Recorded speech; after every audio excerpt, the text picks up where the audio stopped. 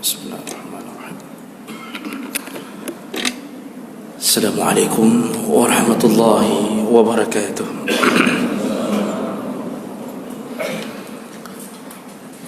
Alhamdulillahi rabbil alamin. Wassalatu wassalamu ala nabiyyina wa sayyidina Muhammadin wa ala alihi wa ashabihi ajma'in. Amma ba'd.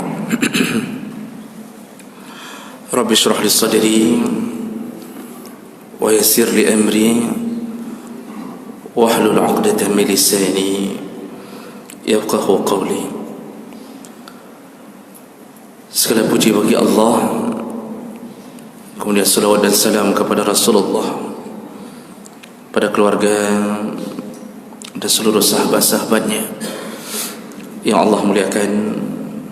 InsyaAllah Bapak Ibu yang telah menyempatkan diri mendatangi rumah Allah, menembus kegelapan malam, mengharapkan ridha Allah, dan semoga kehadiran kita menjadi pembela kita di hari kiamat nantinya insyaAllah. Bapak Ibu yang dimuliakan Allah Subhanahu wa ta'ala, kita masih berbicara tentang golongan orang-orang yang diharamkan masuk ke surga Allah Subhanahu wa ta'ala.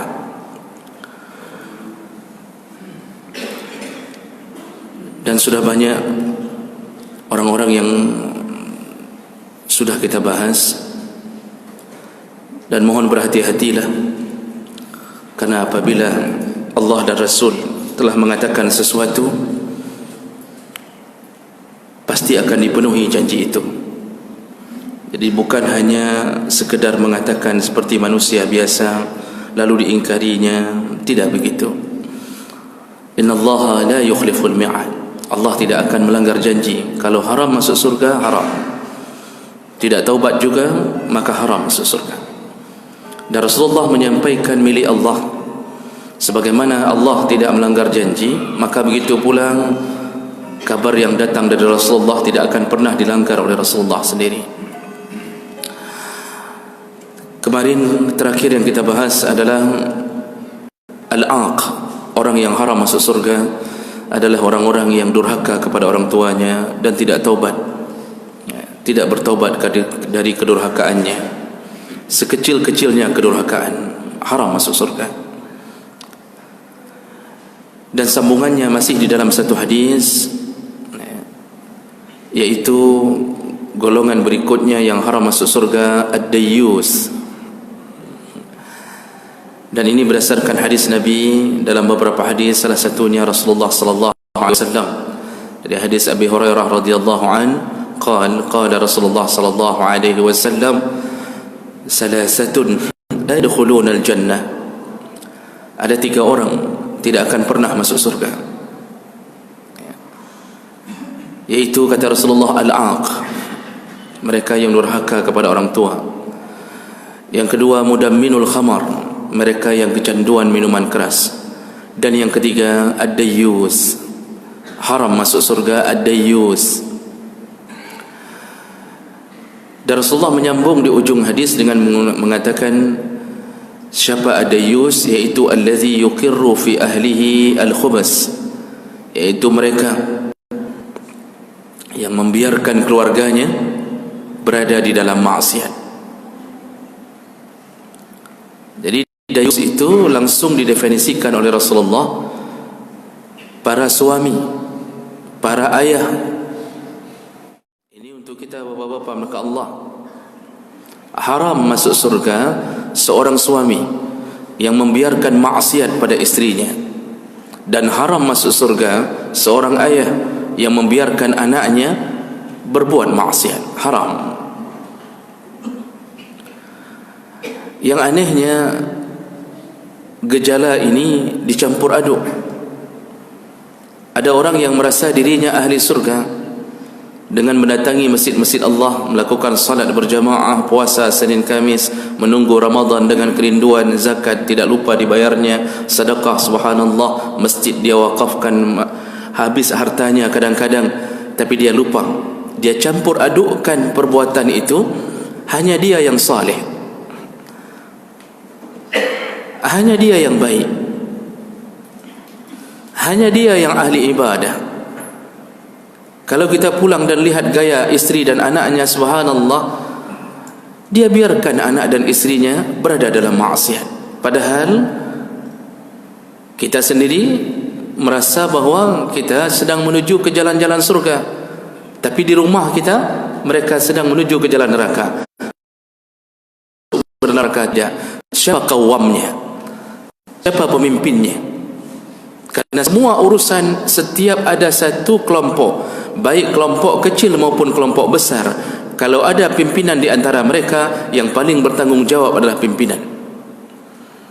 Dalam sebuah desa, seluruh maksiat di dalam desa tersebut, kecillah yang paling banyak ditanya Allah,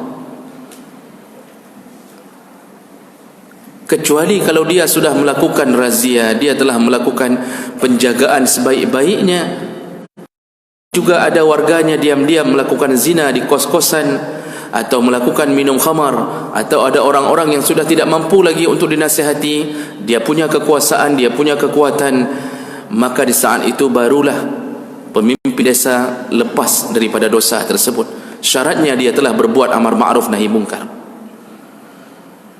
Kalau dalam satu kecamatan, Pak Camat, bersiap-siaplah dengan pertanyaan Allah di setiap jengkal maksiat yang dilakukan di kecamatannya. Dalam satu kota, wali kota, tunggu nanti berhadapan dengan Allah. Lihatlah, benarkah Allah akan bertanya tentang warganya atau tidak. Dan dalam skop yang lebih besar, satu negara, kalau tidak ada satu penanganan dari presiden untuk menahan maksiat dari warganya, dari rakyatnya, maka dia pun akan berurusan dengan Allah. Nah, dalam satu keluarga, siapakah pemimpinnya? Suami, ayah. Rasulullah sallallahu alaihi wasallam menyebutkan, kullukum ra'in wa kullukum mas'ulun an ra'iyati. Setiap kamu adalah pemimpin dan semua kamu pasti kata Nabi, ditanya tentang siapa yang dia pimpin. Jadi kita ini, bapa-bapa yang dimuliakan Allah, kalau seorang isteri, tidak akan ditanya Allah tentang maksiat suaminya, tidak akan. Tidak ada tanggungjawab isteri terhadap maksiat suami, kecuali isteri ikut memberi semangat untuk bermaksiat. Isteri mengatakan kepada suaminya, sudahlah bang, enggak usah pikir kali isi pengajian itu, ambil saja, pinjam saja uang riba di bank, yang penting kita ada rumah, nanti kita sama-sama tahan di neraka, yang penting kita berdua dalam neraka pun tidak mengapa. Isteri ikut memberi semangat untuk melakukan riba, baru isteri ikut bertanggungjawab. Tapi kalau maksiat suami, isteri hanya kapasitasnya memberi nasihat, bukan kapasitas wajib menjaga.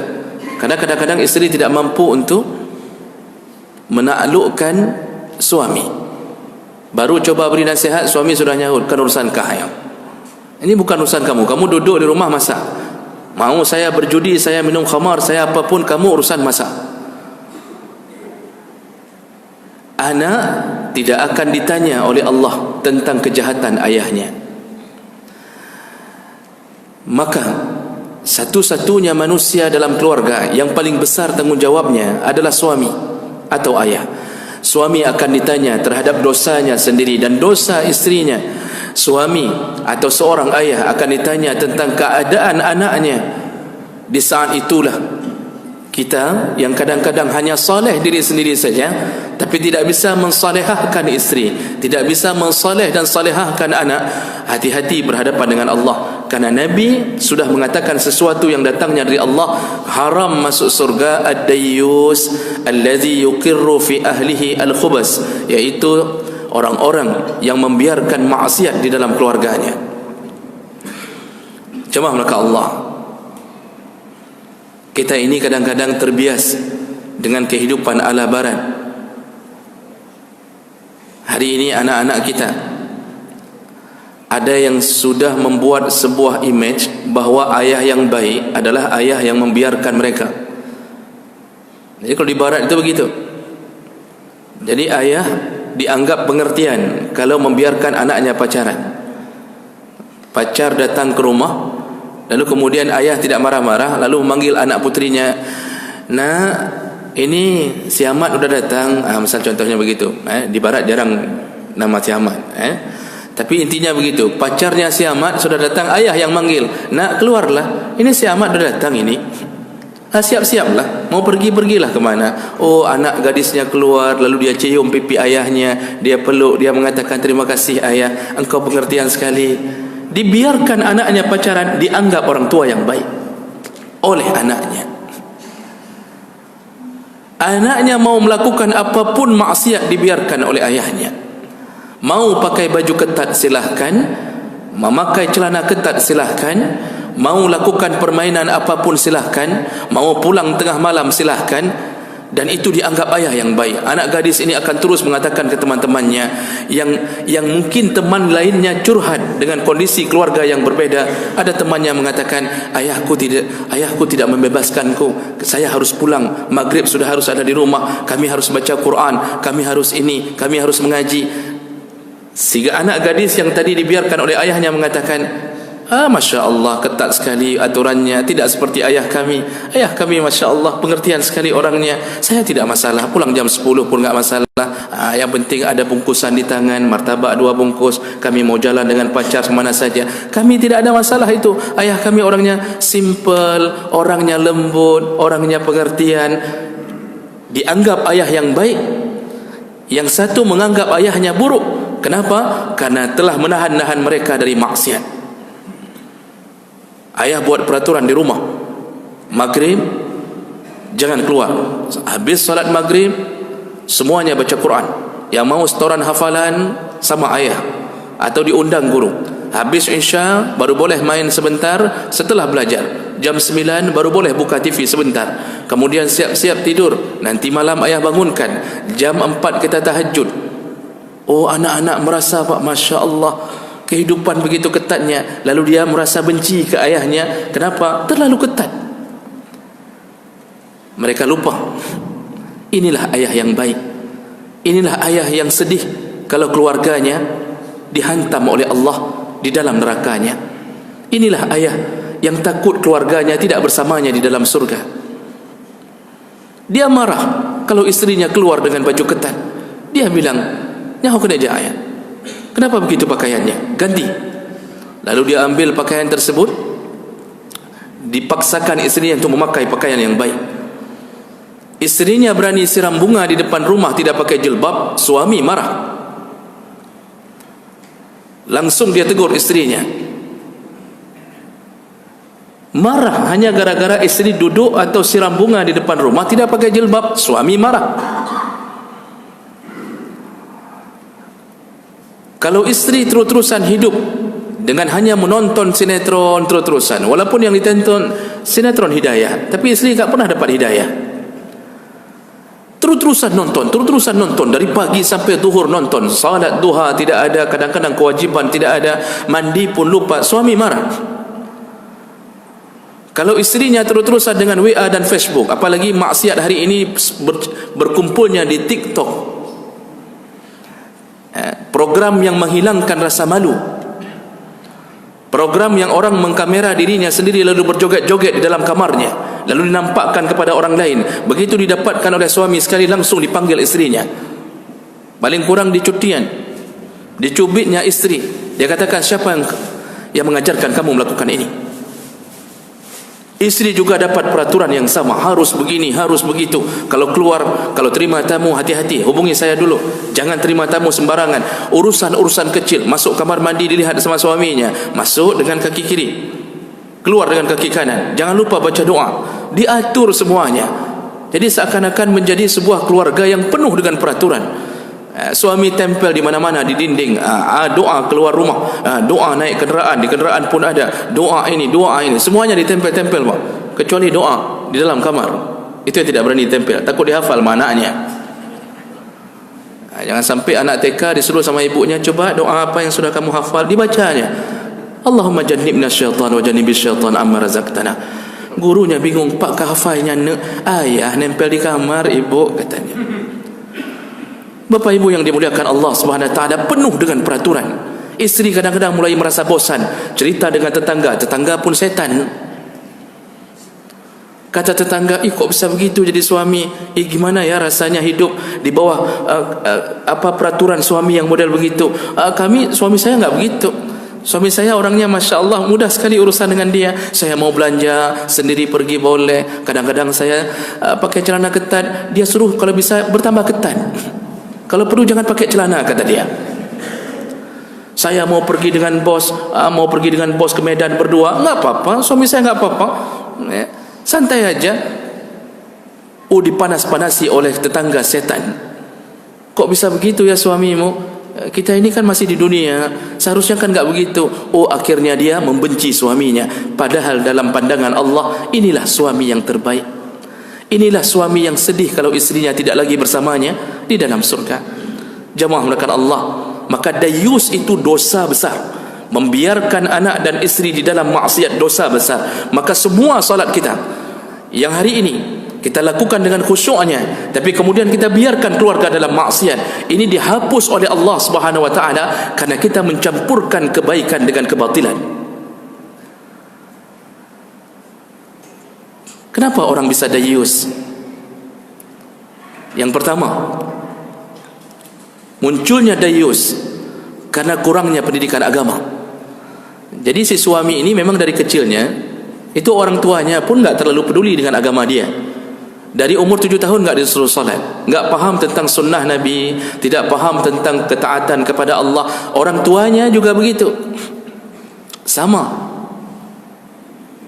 Maka muncullah sosok yang menjadi suami-suami yang tidak faham agama. Jangankan untuk menegur istri dan anak, dia sendiri hari-hari pakai celana pendek, hari-hari lakukan maksiat dengan celana di atas lutut, kemudian ambil sepeda gunung, dayung seluruh Lok Semawi. Masya Allah, dianggap hal biasa. Jadi hari ini celana pendek dianggap hal biasa, padahal kita melakukan salah satu maksiat terbesar, yaitu membuka aurat. Laki-laki itu auratnya yang disepakati berdasarkan hadis Nabi, baina surrati wa rukbah, di antara pusar dan lutut. Kata Imam Syafi'i, mazhab Syafi'i mengatakan pusar dan lutut tidak termasuk aurat. Yang masuk adalah ma baina, di antara pusar dan lutut. Jadi kalau pas-pas pusarnya nampak, tidak termasuk aurat, tidak mengapa. Lutut nampak, belum termasuk aurat. Tapi begitu sedikit di atas lutut, langsung jatuh ke dosa besar. Hari ini bukan sedikit di atas lutut, Pak. Boleh-boleh pau doang. Boleh-boleh apa bahasa Indonesia? Bulu-bulu paha semuanya di luar. Dianggap biasa.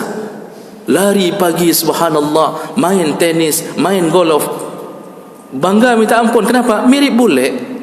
Ngelihat bule pakai celana pendek, kita pun ikut-ikutan.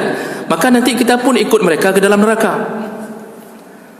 Jangankan untuk memperingatkan keluarga, dia sendiri pun tidak paham apa-apa. Makanya banyaklah hari ini pasangan-pasangan hidup yang kadang-kadang susah untuk taubat. Kenapa? Suami modelnya begitu, dapat istri pun modelnya begitu. Itu mungkin menikah pun karena sudah terlalu lelah berpacaran. Jadi pacarannya bukan setelah menikah, terlalu lelah berpacaran kemudian menikah. Begitu setelah menikah langsung bosan. Kenapa? Setan lepas dari pandangannya. Istri tidak cantik lagi. Yang nampak cantik siapa? Istri tetangga. Maksiat, bersambung-sambung dengan maksiat. Jadi kurangnya agama suami menyebabkan dia dayus, menyebabkan dia tidak peduli. Padahal kalau istri kerja saja sebagai wanita karir, itu suami harus marah. Kalau istrinya tidak bisa menjaga kehormatannya. Kalau istri mengatakan, "Bang, besok saya ada tugas, perginya sama pimpinan, sama kepala, kami harus ada ke Banda, ada seminar," suami berhak untuk mengatakan tidak boleh pergi. Kalau dengan satu mobil dengan bos, tidak boleh, kecuali saya ikut. Kata istri, "Abang tu apa ikut? Abang kan tak bisa apa-apa."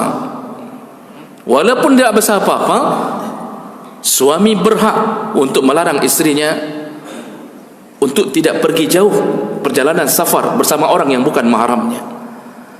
Bahkan suami berhak untuk menyuruh keluar isterinya dari PNS kalau dilihat gejala-gejala menuju maksiat, berhak.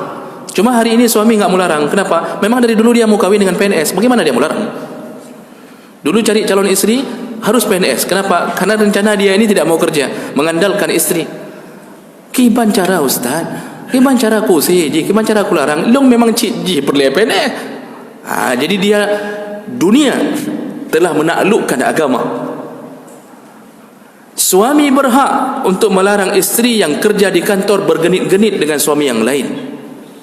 Suami berhak untuk marah kepada isteri apabila bunyi WA isteri kepada suami orang dengan bahasa-bahasa yang terlalu berlebihan. Berhak. Dan isteri harus faham, beruntunglah mendapatkan suami seperti ini. Seharusnya waktu dilarang si isteri akan mengatakan, terima kasih bang, alhamdulillah aku mendapatkan engkau. Dulu suami yang pertama tidak seperti itu. Berarti ini suami kedua ceritanya bang. Alhamdulillah dia berpindah, dia hijrah dari suami yang lama ke suami yang baru yang lebih saleh. Jadi tidak fahamnya agama membuat menjadi dayus. Yang kedua yang membuat suami bisa jadi dayus atau orang tua jadi dayus adalah hilangnya rasa cemburu. Jadi enggak ada cemburu lagi. Apalagi mendengarkan psikologi kafir, mendengarkan psikologi yang orang yang ahli psikologinya orang Islam tapi pelajarannya pelajaran kafir, yang mengatakan kita tidak boleh menghiasi diri dengan cemburu karena itu adalah hak perempuan untuk begini dan untuk begitu. Anak jangan katakan jangan. Oh, psikologi hari ini mengajarkan enggak boleh bilang untuk anak jangan, harus ganti dengan kalimat nak kalau kamu salat lebih baik. Jadi enggak boleh mengatakan nak jangan tidur, pergi solat. Enggak boleh. Sampai begitu diajarkan dalam psikologi. Padahal ratusan kalimat dalam Al-Quran, Allah yang Maha Pengasih dan Penyayang selalu menyebutkan kalimat jangan. Jangan mendekati zina, jangan membunuh, berulang-ulang jangan.